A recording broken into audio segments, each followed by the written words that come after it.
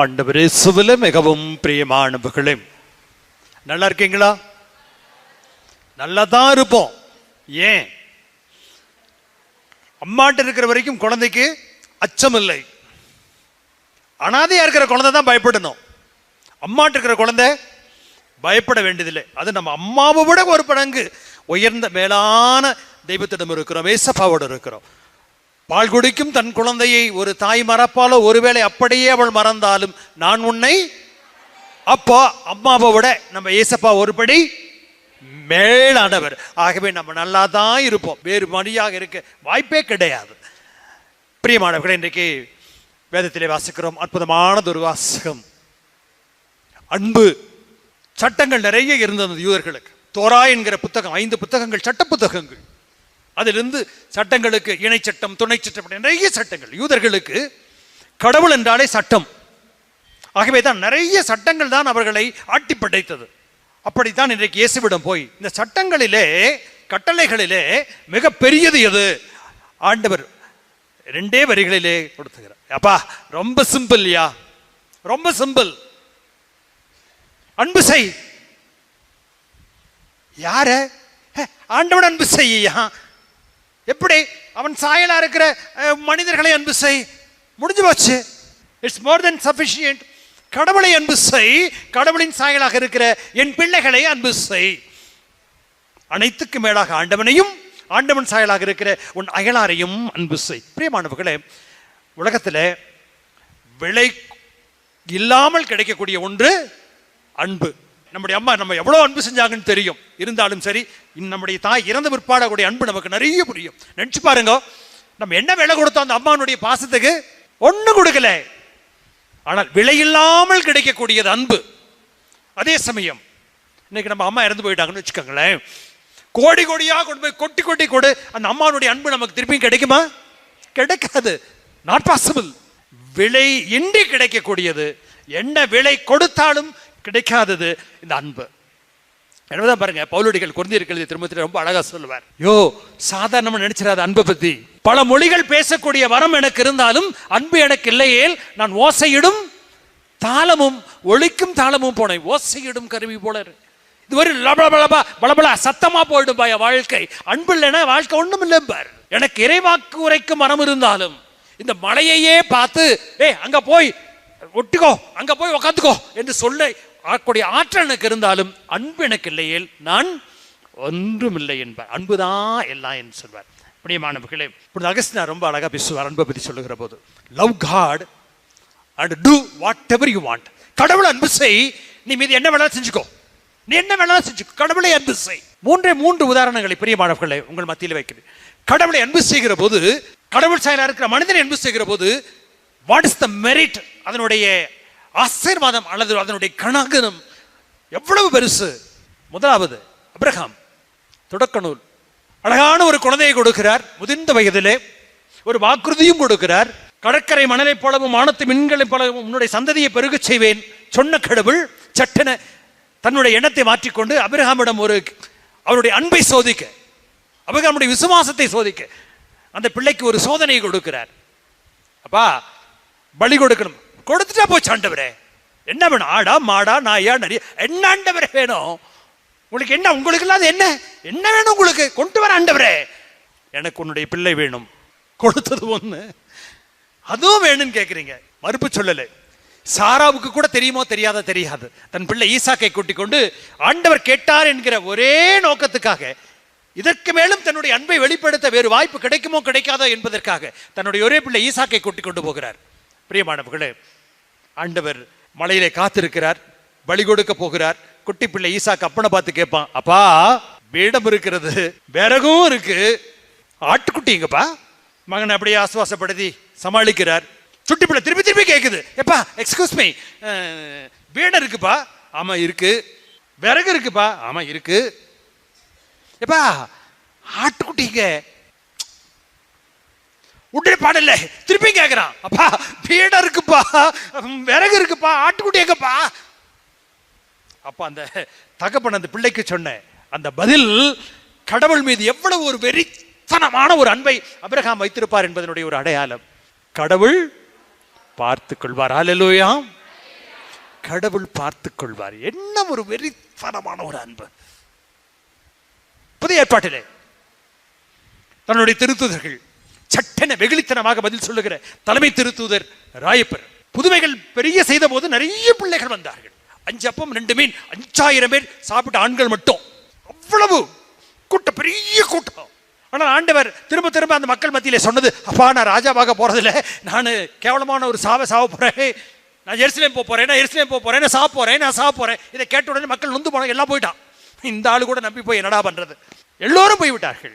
அப்போது திருத்தூதர்கள் மட்டும் அங்கே நிற்கிறாங்க, போக வழியின்றி. ஏன்னா எல்லாத்தையும் விட்டுட்டு வந்துட்டானே. அப்போ ஆண்டவர் கேட்ட ஒரு கேள்வி, அப்பா நீங்களும் போய்விட நினைக்கிறீர்களா?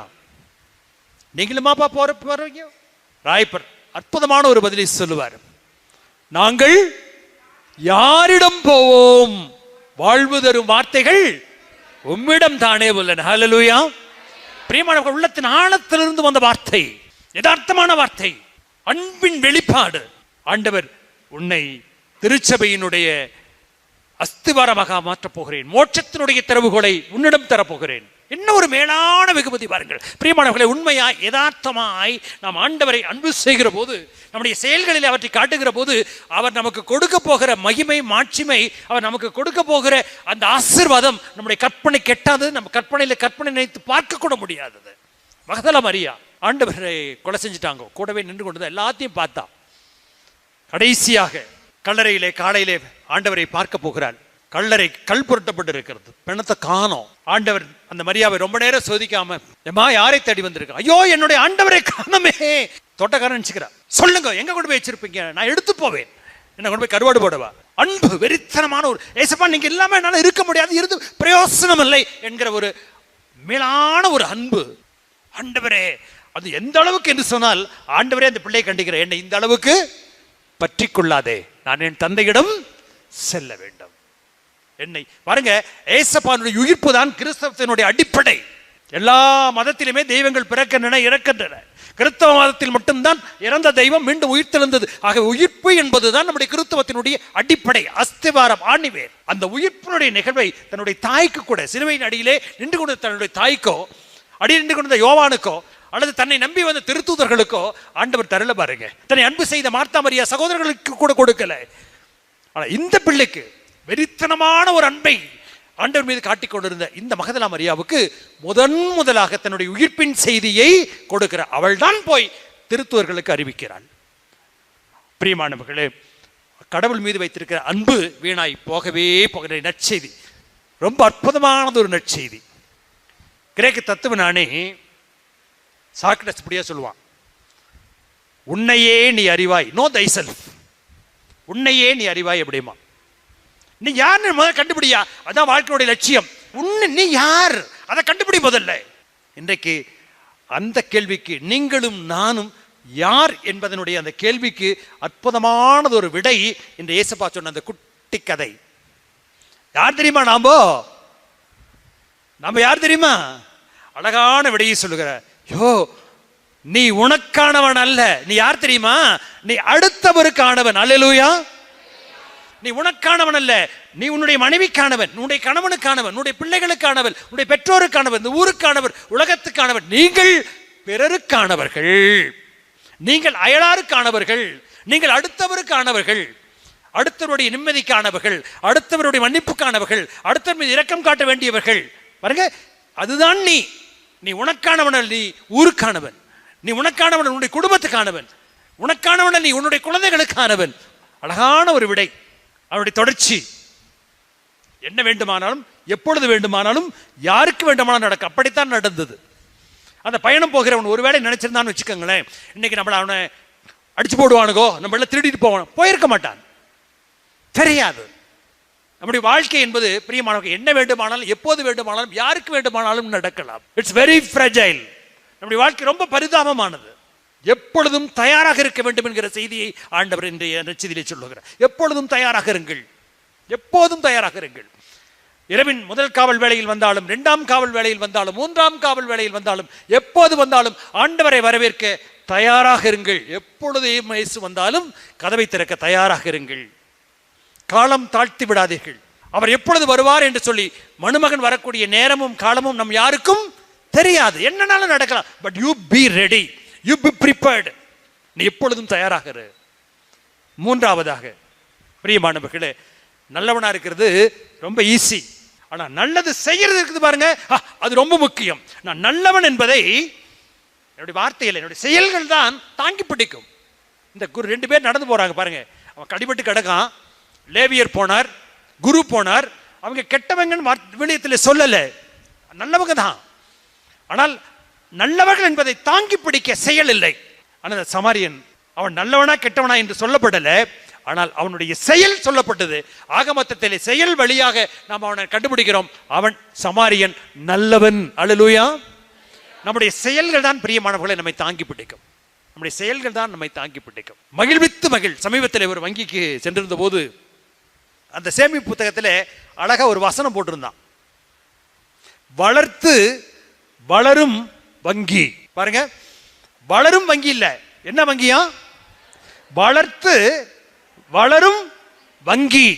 நான் மட்டும் வளரல, உன்னை வளர்த்து அதன் வழியாக நான் வளர்கிறேன். நான் மகிழ்ந்து பிரயோசனம் இல்லை, நான் மகிழ்வித்து மகிழணும். நான் வளர்ந்து பிரயோஜனம் இல்லை, வளர்த்து வளரணும். நான் சிரிச்சு பிரயோஜனம் இல்லை, 4 பேரை சிரிக்க வச்சு நான் சிரிக்கணும். பிரியமானவர்களே, ஒருத்தர் ரொம்ப நல்ல மனுஷன், தப்பு பண்ணதில்லை, பொய் பேசினதில்லை, பித்தலாட்டம் பண்ணதில்லை, ரொம்ப பரிசுத்தமான ஒரு மனிதன். நல்ல வாழ்க்கை வாழ்ந்தான், மோட்சம் போனான். மோட்சம் போனப்போ கடவுள் அவனை பார்த்து கேட்டாரா, மோட்சம் வந்திருக்கிற, ரொம்ப சந்தோஷம். ஆமா கடவுளே, நான் பொய் பேசல, நான் யாரையும் ஏமாத்தல, நான் எந்த பித்தலாட்டம் பண்ணல, நான் ஒண்ணும் பண்ணல ஆண்டவரே, நல்ல வாழ்க்கை வாழ்ந்தேன். Very good. இப்போ ஆண்டவர் கடவுள் ஏசப்பா அந்த பிள்ளைகிட்ட கேட்டாரா, தங்கம் நீ பூமியில வாழும்போது நிறைய பேரும் கூட இருந்தாங்கல்ல? ஆமாண்டவரே, அதெல்லாம் எக்கச்சக்கமா இருந்தாங்க, கும்பலா இருந்தாங்க. ஆடா பாவி, இப்படி அனாதையாட்டம் வந்திருக்கிறியடா, இப்படி அனாதையாட்டம் வந்திருக்கிறியே, கூட ஒருத்தனை கூட்டு வந்திருக்கலாமே. உங்ககிட்ட இருந்த அந்த நல்ல குணத்தை ஒரு மனுஷனுக்கு காட்டி இன்னொருத்தனை கூட்டு வந்திருக்கலாமே. தனியாவா வந்த, அனாதையாவா வந்த, ஒரு 2 பேரை கூட கூட்டு வந்திருக்கலாமே. பிரியமானவர்களே, நம்ம வாழ்றது வாழ்க்கை ஒரே ஒரு முறை, ஒரே ஒரு முறை நம்முடைய வாழ்க்கை. இன்னொரு முறை இந்த வாழ்க்கை நமக்கு இல்லைங்க. அதுவும் எப்படிப்பட்ட வாழ்க்கை, எப்பனாலும் முடிஞ்சு போம். ஆனால் அதற்குள் இந்த சமாரியனை போல ஆண்டவரை நம்முடைய வாழ்க்கையிலே முதன்மையாக அன்பு செய்வோம். அபிரகாம் அதைத்தான் செய்தார், திருத்தூதர் பேதுரு அதைத்தான் செய்தார், மகதலா மரியா அதைத்தான் செய்தார், மரியா அதைத்தான் செய்தார், அந்தியோக்கியாவின் ஆதி கிறிஸ்தவர்கள் அதைத்தான் செய்தார்கள். அத்தனைக்கு மேலாக ஆண்டவரை அன்பு செய்வோம். அல்லேலூயா. அத்தனைக்கு மேலாக ஆண்டவரை அன்பு செய்வோம். அன்னை தெரசா தன்னுடைய மரணத்தினுடைய விதிகளை எழுதுகிற போது மாற்றி காலை 5 மணிக்கு இது, 6 மணிக்கு இது, 5 எழுதி 7 மணிக்கு இது, ஒவ்வொன்றாக எல்லாம் எழுதினார்கள். இதை இப்படி போட்டாங்க, அதை அப்படி போட்டாங்க, மேலே இருக்கிறத கீழே போட்டாங்க. கடைசியில அன்னை கொண்டாங்கப்பா என்று சொல்லி இந்த காகிதத்தை வாங்கி மாலை 6 மணியிலிருந்து 7 மணி வரை அப்படின்னு போட்டுட்டு நற்கருணை சந்திப்பு. அல்லேலூயா. இதுக்கு மேலே என்ன வேணாலும் எழுதிக்கொண்டாங்களாம். இதுக்கு மேலே என்ன வேணாலும் எழுதிக்கோ, 1 மணி நேரம் கடவுள் கூட இரு, ஏன்னா சஃபிஷியன்ட், போதும். கடவுளை முதல்ல வை, மீதிலாம் அவர் பார்த்துப்பார். கடவுளை வச்சு முதல்ல வை, அவரை பார்த்துப்பார். சிராக் நாடனூல் ரொம்ப அழகா சொல்லும், 2ஆம் அதிகாரம் 3ஆம் வசனம். கடவுளை சிக்கன பிடித்துக்கொள். எப்படியா? கடவுளை சிக்கன பிடித்துக்கொள், அவர் உன்னை மேன்மையாக வைப்பார். அல்லேலூயா. கடவுளை சிக்கன பிடித்துக்கொள், அவர் உன்னை மேன்மையாக வைப்பார். அதே சமயம் நம்முடைய உறவுகளை, நம்முடைய கணவன் அல்லது மனைவி, பெற்றோர், பிள்ளைகள், ஆண்டவனை அன்பு செய்வோம், அயலாரையும் அன்பு செய்வோம். பிரியமானவர்களே, நிச்சயமாக நம்முடைய வாழ்வு அர்த்தமுள்ள ஒரு வாழ்வாக இருக்கும். ஆண்டவருக்கு முன்னால் ஒரு பொருளுள்ள ஒரு வாழ்வாக, ஆண்டவருக்கு முன்னால் மிகப்பெரிய வல்லமையுள்ள ஒரு வாழ்க்கையாக நம்முடைய இருக்கும். ஒரு நிமிடம் கடவுளிடம், நம் முன்னால் இருக்கிற ஏசப்பாவிடம் ஜெபிப்போம். கண்களை மூடி, அப்பா ஏசப்பா, நன்றியோடு நினைக்கிறோம் தகப்பனே, விவிலியம் என்கிற அவ்வளவு பெரிய புத்தகத்தை எங்களுக்கு ஒற்றை வார்த்தையிலே எங்களுக்கு இன்றைக்கு கொடுத்திருக்கிறீரே. அன்பு, விவிலியம் என்பதே அன்புதான். என்னுடைய வாழ்வு, இயேசு கிறிஸ்துவினுடைய வாழ்வு, 33 ஆண்டு கால வாழ்வு ஒற்றை வார்த்தையிலே அடங்கி போகும். அன்பு. அன்பு என்றால் மன்னிப்பு, அன்பு என்றால் இரக்கம், அன்பு என்றால் விட்டுக் கொடுத்தல், அன்பு என்றால் மன்னித்தல், அன்பு என்றால் பெருந்தன்மை, அன்பு என்றால் ஏற்றுக்கொள், அன்பு என்றால் மற்றவரைக்கு ஆறுதல் சொல்லுதல். அப்பா, இவைகள் எல்லாம் பரிமாணங்கள், அத்தனையும் அன்பு என்கிற ஒற்றை மொழியிலே, ஒற்றை வார்த்தைக்குள்ளே அடங்கும். எங்களுடைய வாழ்க்கையிலும் எல்லாவற்றுக்கும் மேலாக அப்பா, நீ சொன்னீங்களே உங்களை அன்பு செய்ய, அத்தனைக்கும் மேலாக நாங்கள் உண்மை அன்பு செய்ய என் கடவுள் என்னுடைய இயேசு இல்லாமல் என்னால் எதுவும் செய்ய, அவர் ஒருத்தர் எனக்கு போதும், மோர் தென் சஃபிஷியன்ட், தேவைக்கு அதிகம், ஏசப்பா எனக்கு போதும், என்னுடைய தேவைக்கு அதிகம் என்று சொல்லி வெறித்தனமாய் உம்மை நான் அன்பு செய்ய, உண்மையாய் யதார்த்தமாய் அன்பு செய்ய அந்த பெரிய மனதை, அன்பின் மனதை எனக்கு கொடுத்திருளும். அதே சமயம் தகப்பனே, உம் சாயலாக இருக்கிற என்னுடைய உறவுகள், என்னுடைய கணவர், என்னுடைய மனைவி, என்னுடைய பிள்ளைகள், என்னுடைய பெற்றோர், முன்பின் தெரியாதவர்கள், முகமர், ஏன் என்னுடைய பகையாளிகள் கூட, அத்தனை பேரையும் அப்பா உம்மை போல நாங்கள் அன்பு செய்ய அந்த பெரிய மனதை எங்களுக்கு கொடுத்தருளும். அவர்களும் உம்முடைய சாயல், அவர்களும் இயேசுப்பானுடைய பிள்ளைகள், என்னுடைய சக உதிரர்கள் என்பதை உணர்ந்து முடிந்தவரை அவர்களையும் அன்பு செய்ய எனக்கு உதவி செய்யும். அப்பா, நான் வாழ்றது ஒரே ஒரு ஆண்டவரே, இந்த ஒரு வாழ்க்கையை அன்பின் வாழ்க்கையாக மாற்றிக்கொள்ள எனக்கு உதவி செய்யும். வெள்ளம் போதாத ஆண்டவரே, உம்முடைய வெள்ளத்தை, ஆற்றலை, ஆசீர்வாதத்தை தொடர்ந்து கொடுங்கோ. கரம் பிடித்து வழிநடத்துங்க தகப்பனே. ஆமென். பல்வேறு தேவைகளிலே, பிரச்சனைகளுக்கு மத்தியிலே இருக்கிற எல்லா மகன் மகள்களுக்காகவும் ஜெபிப்போம். தகப்பனே சுபா, நன்றியோடு நினைக்கிறோம் தகப்பனே. எந்த வகையிலுமே தகுதியற்றவர்கள் என்றாலும் கூட அப்பா, எங்களுக்காக எங்கள் மத்தியில் நம்முடைய பிரசன்னத்தை கொடுத்துக் கொண்டிருக்கிற ஆசீர்வாதமிக்க இந்த வேளையிலே அகில உலகில் இருக்கிற அத்தனை பிள்ளைகள், இந்த தேவ நிகழ்ச்சியை பார்த்துக் கொண்டிருக்கிற எல்லா தேவ குழந்தைகளையும், அவருடைய குடும்பங்களையும், தொழிலையும், பயணங்களையும் அத்தனையும் பாதையில் ஒப்புக் கொடுத்து ஜெபிக்கிறோம். ஆசீர்வதியும் தகப்பனே, அபரிமிதமாக ஆசீர்வதியும். எங்கப்பா போவோம்? பேதுருவுடைய வார்த்தைகளை நாங்கள் திரும்பவும் வார்த்தைகளை சொல்கிறோம். வாழ்வு தருகிற வார்த்தை உம்மிடம் தானே இருக்கின்றன. அப்பா, எங்களுடைய வாழ்க்கையை உம்முடைய கையிலே இருக்கிறது. எங்கப்பா நாங்கள் போவோம்? ஏன் போகணும்? போக மாட்டோம் இயேசுப்பா. நாங்கள் உம்மை விட்டு எங்கும் போக மாட்டோம். உம்முடைய அருளை, ஆசீர்வாதத்தை, அனுகிரகத்தை, கிருபையை ஒவ்வொருவரும் இந்த நேரத்தில் அபரிமிதமாக கொடுத்தருளும். பல்வேறு தேவைகளில் இருக்கிற பிள்ளைகளுடைய தேவைகளுடைய ஒரு பாதங்களில் ஒப்புக் கொடுத்து ஜெபிக்கிறோம் அப்பா. தேவைகளை சந்தித்தருளும். பல்வேறு நோய் நொடிகளிலே, தீராத நோய்களிலே பல வருடங்களாய் தடுமாறிக் கொண்டிருக்கிற பிள்ளைகளுக்காக ஜெபிக்கிறோம். மருத்துவருக்கெல்லாம் மேலான மருத்துவரே, லாசரே எழுந்து வா என்று சொல்லி ஒற்றை சொல்லிலே உயிர் கொடுத்தீரே. நோக்கி கத்திய கதறிய பர்த்தலேமை குருடனுக்கு பார்வை தந்தீரே. சிறுமி சாகவில்லை, உறங்குகிறாள், தலித்தாக்கும் என்று சொல்லி உயிர் தந்தீரே. விதவையின் ஒரே பிள்ளையை வாழ வைத்தீரப்பா. இதோ அத்தனை பிள்ளைகளுடைய நோய் நொடிகளையும் நீக்கும். முடியும் ஆண்டவரே, முடியும். ஒரு வார்த்தை சொன்னால் போதும், நாங்கள் குணமடைவோம் ஆண்டவரே. நூற்றுவ தலைவனுடைய அதே வார்த்தையுடைய பாதத்தில் ஒப்புக் கொடுக்கிறோம். சொல்லும் ஆண்டவரே, ஒரு வார்த்தை சொல்லும். 16 ஆண்டுகளினால் பெரும்பாடிலே குணமாக்கி தடுமாறி கொண்ட பிள்ளையை குணமாக்கினரே. உடைய ஆடையை தொட்டால் போதும் என்று சொல்லி தொட்டால் குணம் கொடுத்தரே அப்பா. தாரும் அந்த சுகத்தை இந்த தேவ பிள்ளைகளுக்கு, தேவையில் இருக்கிற நோய் நொடிகளிலே தடுமாறி கொண்டிருக்கிற இந்த பிள்ளைகளுக்கு தாரும் தகப்பனே. திருமணமாகாத பிள்ளைகளுக்காக ஜெபிக்கிறோம். நல்லதொரு வரனை கொண்டு தரணும். குழந்தை வர வேண்டி கேட்டிருக்கிற பிள்ளைகளுக்காக ஜெபிக்கிறோம். முடியும் ஆண்டவரே, அவங்க ஆசையோடு எதிர்பார்த்திருக்க ஒரு குட்டி குழந்தை கொண்டு தரணும். திருக்குடும்பத்தில் இருந்த போது மாமுனி சுசையும் அறியாவும் எவ்வளவு சந்தோஷப்பட்டிருப்பார்கள் அப்பா. அந்த சந்தோஷத்தை ஆசையோடு ஒரு குழந்தை வரத்துக்காக காத்துக் கொண்டிருக்கிற பிள்ளைகளுக்கு கொடும். பல்வேறு பிரச்சனைகளுக்கு மத்தியிலே, கருத்து வேறுபாடுகளிலே பிரிந்திருக்கிற பிள்ளைகளுக்காக ஜெபிக்கிறோம்.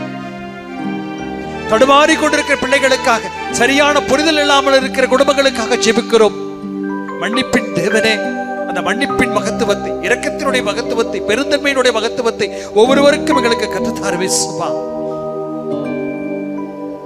ஆசீர்வதி ஆண்டவரே. ஒவ்வொரு பிள்ளைகளையும் அவருடைய தேவைகளை சந்தித்து, நோய் நொடிகளை நீக்கி, அவருடைய ஆசையெல்லாம் பூர்த்தி செய்து, கரமுயர்த்தி காத்திருக்கிற அத்தனை பிள்ளைகளையும், உம்மை வேண்டி வருகிற எந்த பிள்ளையும் வெறும் கையோடு போனது சரித்திரமே இல்லை தகப்பனே. நம்பி வந்திருக்கிற இந்த பிள்ளைகளை, இந்த நேரத்தில் இந்த நிகழ்ச்சியை பார்த்து கொண்டிருக்கிற அத்தனை நேயர்களை, இதை ஜெபித்துக் கொண்டிருக்கிற, நம்பிக்கையோடு ஜெபித்துக் கொண்டிருக்கிற அத்தனை பிள்ளைகளையும் சந்தேகம் ஆண்டவரே ஆசீர்வதியும். அபரிமிதமான ஆசீர்வாதங்களினாலே இந்நேரத்திலே நிரப்பும் தகப்பனே. நன்றி நன்றி நன்றி ஆண்டவரே. எங்களுக்கு ஆசீர்வாதத்தை கொடுத்து கொண்டிருப்பதற்காக நன்றி. எங்களை ஆசீர்வதித்துக் கொண்டிருப்பதற்காக நன்றி. எங்களுடைய தேவைகளை சந்தித்துக் கொண்டிருப்பதற்காக நன்றி. கரமையிட்ட ஆசப்பாவுக்கு சொல்லுங்கள் நன்றி நன்றி ஆண்டவரே. Thank you Jesus, thank you Jesus. நன்றி ஆண்டவரே. எங்களை ஆசீர்வதித்துக் கொண்டிருப்பதற்காக, எங்களுடைய தேவைகளை கொடுக்க போவதற்காக நன்றி நன்றி ஆண்டவரே. Thank you Jesus, thank you Jesus, thank you Jesus, thank you Jesus.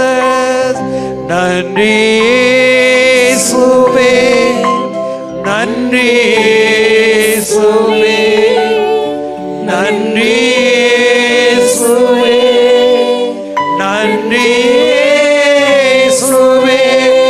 ஹல்லேலூயா, ஹல்லேலூயா, ஹல்லேலூயா, ஹல்லேலூயா. நம்முடைய நோய் நொடிகளை நீக்கி இருக்கிறார், நம்முடைய தேவைகளை சந்தித்திருக்கிறார். கரவையிட்டு நம்முடைய வேண்டுதல் அத்தனைக்கும் கனிவோடு செவி சாய்ப்போர். சற்று தாமதிக்கலாம், ஆனால் நிச்சயமாக கடவுளுடைய தாமதம், இயேசுப்பாவினுடைய தாமதம் நிச்சயம் நமக்கு வெறுமையல்ல, இரட்டிப்பான ஆசீர்வாதம். அல்லேலூயா. தாமதித்தாலும் நம்முடைய கடவுள் நமக்கு அதை இரட்டிப்பான ஆசீர்வாதமாக நம்முடைய இயேசு நிச்சயம் கொடுப்பார். விரைவில் நம்முடைய அப்பாவுக்கு நாம் மனம் நிறைந்த, இதயம் நிறைந்த நன்றியை நிச்சயம் சொல்வோம். ஏனென்றால் நம்முடைய தெய்வம் கொடுக்கிற தெய்வம், ஆசீர்வாதங்களை கொட்டி கொடுக்கிற தெய்வம். தலைவனிடம் கேளுங்கள், அமுக்கி குலுக்கி சரிந்து விழும்படி உங்களுடைய மடியில் அளந்து போடப்படும். அது அந்த தெய்வத்தை தொடர்ந்து மாண்புயர் கீதம் பாடி ஆராதிப்போம்.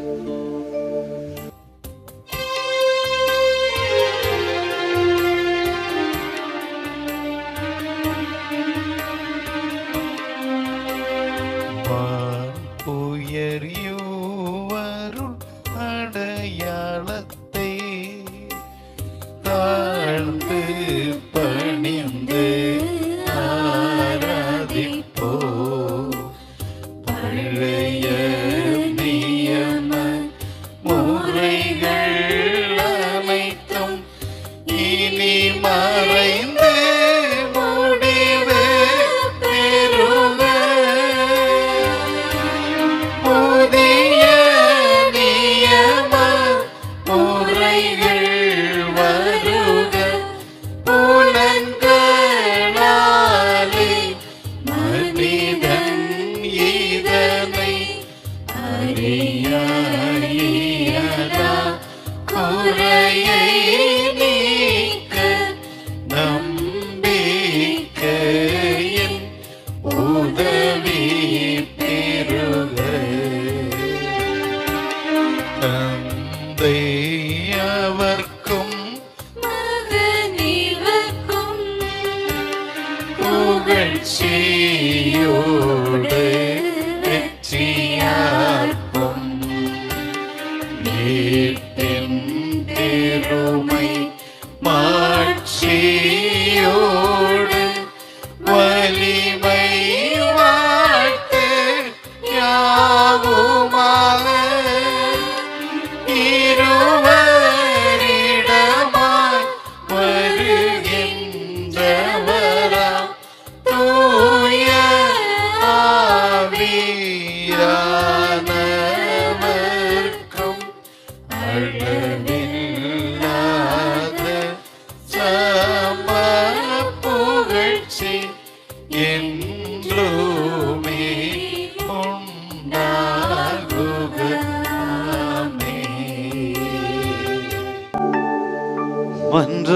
மன்றாடுவோமாக.